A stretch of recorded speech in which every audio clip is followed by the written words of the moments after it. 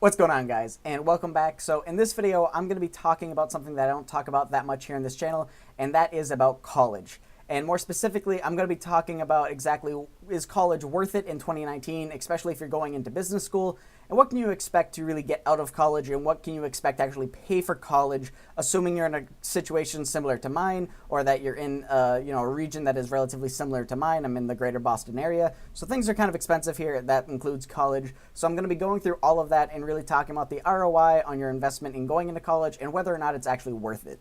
So if college has been on your mind, or if you're currently a college student, make sure to stick around and watch this whole video. I think it's going to give you a lot of valuable insight. And if you haven't already, make sure to hit that like button, hit that subscribe button, and hit the bell notification so that way you guys get future updates anytime that I put out some content. So without further ado, let's get in the video. So starting off, why exactly am I talking about this? So as most of you guys know, and if you guys don't know, I am currently a college student and I am studying finance and information systems. And I see a lot of content on YouTube about, why you should or shouldn't go to college. And a lot of it has to come from people that are either not currently college students, people that dropped out of college, or they're people that just thought college wasn't worth it and they decided to go their own route. And there's nothing wrong with that. However, I do not think that there are a lot of videos here on YouTube that are, from a current college student really talking about their own personal perspective about what it's like to actually be attending the college, what are the regrets and the things that they liked about going to college. And in this video, I kind of wanted to just really, be transparent and talk about what it's like for me personally going to college and, kind of what are the things I see that I missed out on or the things that I benefited from because of it.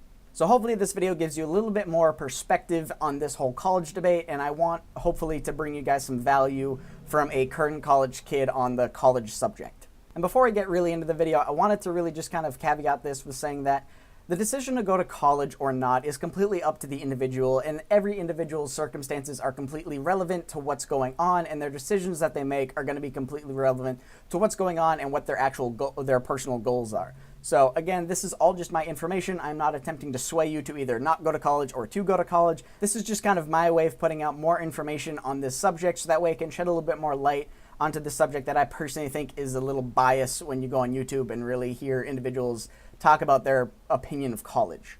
Now, the main reason why you shouldn't go to college, in my opinion, is the cost. And now this is something that is kind of, the caveat to everybody that talks about college and whether they think you should or you shouldn't go to college. The biggest concern that most people have is the astronomical cost that college has become over the past couple of years. And, you'll hear a statistic that gets thrown around a lot, and that is that the average college student walks away with about 34 to 44K in debt. And in my opinion, that number is complete BS. So if you look at, if you're trying to go to university in one of the more prestigious states and one of the more expensive states, such as Massachusetts, where I'm from, or New York or California, or things like that, you're going to be expected to pay a lot more than 34 to 44K out of pocket in order to go to university for 4 years. So in my opinion, from talking to fellow classmates, looking at what the actual cost of my university is, unless you're able to live at home and commute to college, which is a much more cost-effective way to go to college, but if you have to go and live at college, you're going to be expected to pay closer to 100K, whether that's out of pocket or in debt. And looking at my own personal university's demographics, about 80% of the college lives in dorms. So the majority of college students, in my opinion, are going to be paying closer to 100K in debt from here on out than what the average is over the past, say, 20 years of what people are walking away with in debt. And I'll make a video later if you guys are interested in it. There are a few ways to kind of tweak that number, even if you have to go to one of these more expensive universities. Or you have to, say, relocate to get to a good university. There are a few ways that you can kind of really significantly diminish the amount of money you're going to be paying. So if you guys are interested in that, make sure to let me know in the comment section down below, and I would love to make a video about that and the things that I wish I knew before I started going to college. Now, putting cost aside, in my opinion, there are a few amazing reasons why you should go to college. And the biggest 5 that I can think of is going to be that if you don't know what you want to do in life, if you want to learn or study the field that you want to pursue in the future, if you want to have an amazing networking potential that is probably going to be one of the best networking periods of your life, and if you want real-world experience or if you want to be able to start your own company, I personally think college is an amazing fit for you, and I think it can bring you a lot of value. Now, my first point is that if you don't know what you want to do, but you actually really want to, go to a higher career path, you are interested in learning new things, I definitely think college could be an amazing fit for you.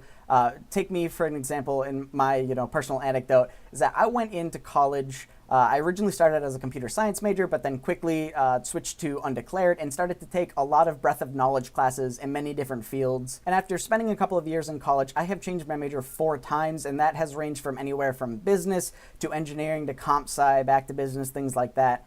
And so I think, as people go that really do not know what they want to do in life, I think I am a pretty good example of not really knowing what you want to do, but because of college and being able to, kind of anything that I'm interested in, take a class in it and really understand, like, okay, is this what I want to do or is that what I want to do? I think I was really able to figure that out. And after doing all of that for the first couple of years here, I really learned that finance and investing is the path I want to take for my career and the path that I want to follow down, for the foreseeable future and possibly the rest of my life. And I was assuming that you actually figure out what you want to do, or if you already know what you want to do, being able to study in your own field from experts, your professors and your fellow classmates is an amazing opportunity, in my opinion. So if you look at my university, the professors that I've had studying finance and investing, they have had, ballpark between 15 and 35 years experience each in their related industry, and that is exactly what they're teaching. There aren't really structured lesson plans in college that there are, say, in high school, and it's kind of different of the way that they construct their classes. Now, obviously, you have to take tests, and obviously there are minimum requirements that every professor is mandated to teach. But in my opinion, and from my experience, most professors kind of twist their lesson plans really according to what they think you actually need to know if you expect to make it in the industry. I know a lot of people say that, okay, you're going to be learning business from people that have never ran companies, they've never managed money before, they just, graduated college and immediately got, a teaching job at some university, and they just started teaching you from a textbook. In my opinion, that's not actually what happens. In my opinion, especially if you go to a business-related school, they require X amount of years of experience and X amount of expertise in that field in order to really have any shot at getting that job. So I personally think that, being able to study your field from these experts is an amazing resource, and it's something that if you can, I would say don't pass it up. The next amazing thing about college is that you have an amazing networking capability in your 4 years here. So you can go into any of your classes, and I guarantee you that at least 1 to say 5 kids are going to be better at you in certain fields. Now, obviously, especially if you're in a easy major, quote unquote, as businesses, and you compare it to say mechanical engineering or physics, it's much easier to get these degrees, and you get a lot of slackers that are just going to college because they don't know what they want to do, or they were forced to go to college. And unfortunately, you do have to weed through a lot of them. But in my opinion, I have been able to find in every single class anywhere from 1 to 5 kids that are excelling in some aspect that I never even thought of you could attain that at our current age bracket. And I've been able to talk to those individuals, really figure out, okay, what made them so advanced, what gave them their edge, and really what recommendations do they have for people in our age to really, kind of start the ball rolling and really develop that skill quickly. And that has been some things that you just can't buy, and those have been things that have really changed my life and things that I didn't think I'd even possible to do without, working in the industry for X amount of years. And they also can connect you to people outside of the university, whether their family runs a business, whether they know people that are in business.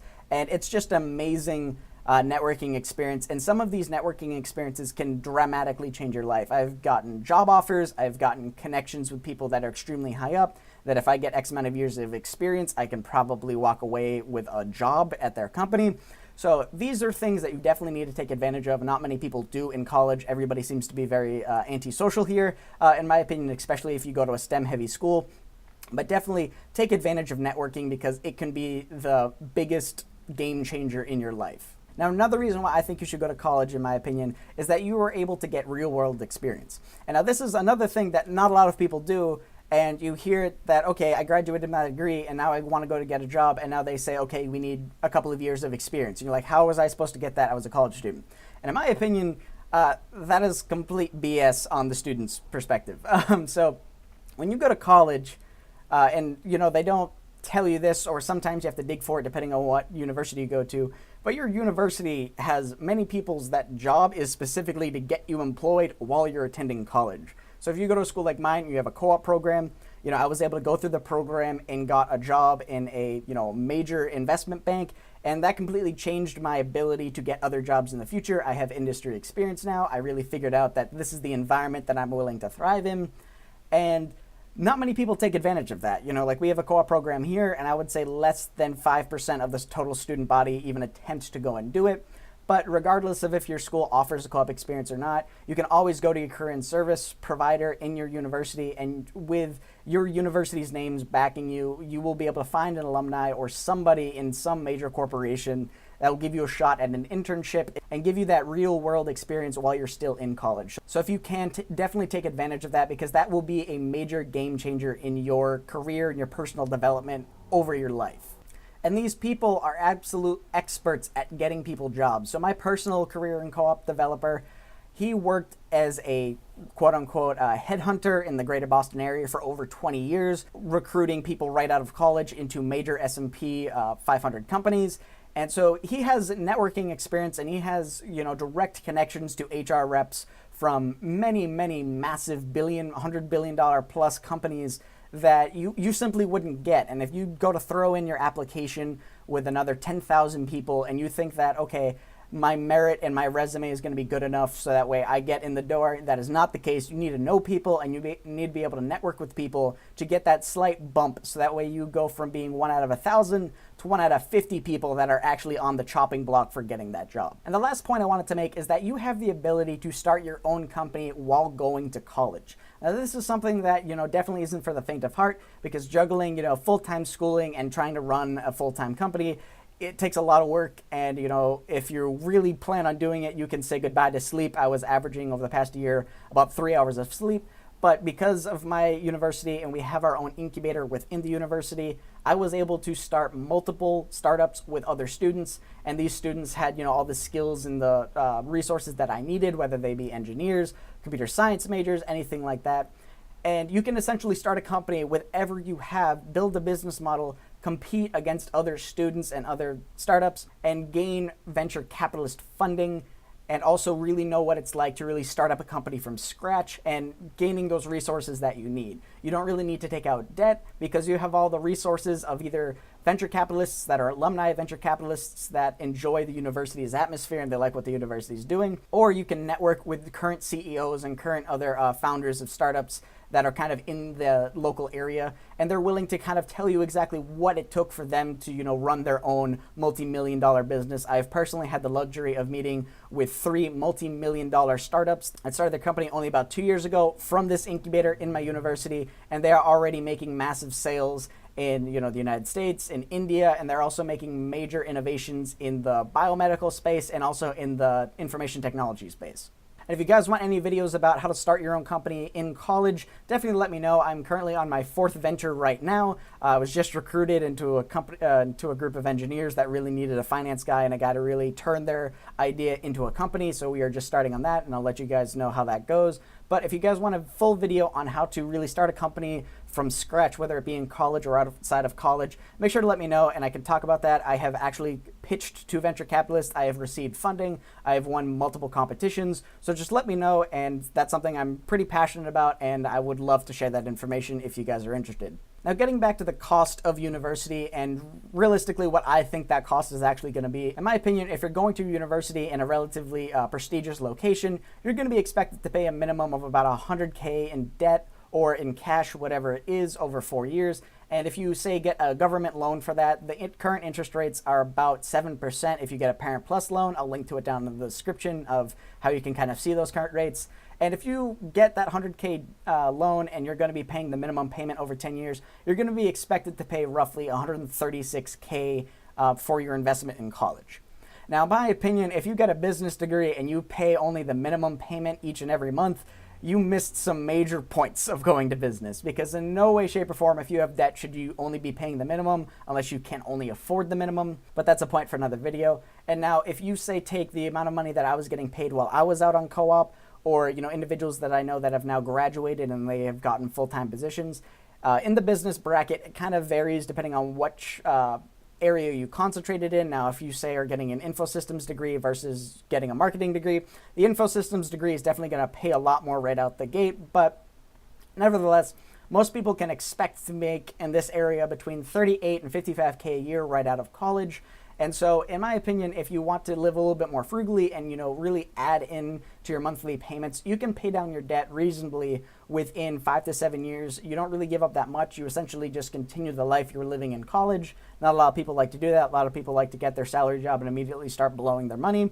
But again, if you got a business degree and you actually plan on, you know, thinking about what you're investing in, being yourself, you're probably not going to be following down that path. And so I'm going to link in the description below a Google Doc spreadsheet that I created that allows you to put in a loan, whether it be for a mortgage, a car payment, or a student loan or whatever. And you'll see based off the interest rate what your monthly payment's going to be, and then also how much of a small increment to an additional monthly payment will change the life of your loan and the amount of money you actually pay back. So if you guys want, I can do a full video description on that and how to use that, but I'm going to be giving that to you all in the description down below in a Google spreadsheet, so make sure to check that out. Now, just to wrap things up, in my opinion, I think that while the cost of college has gone up exponentially over the past couple of years, the amount of value and the amount of opportunity you get from going to college and the amount of resources you have access to definitely outweighs it over the long run. However, if you're just going to college because your parents want you to go to college and you realistically do not want to, or if you're really poor in school and you just do not want to attend college,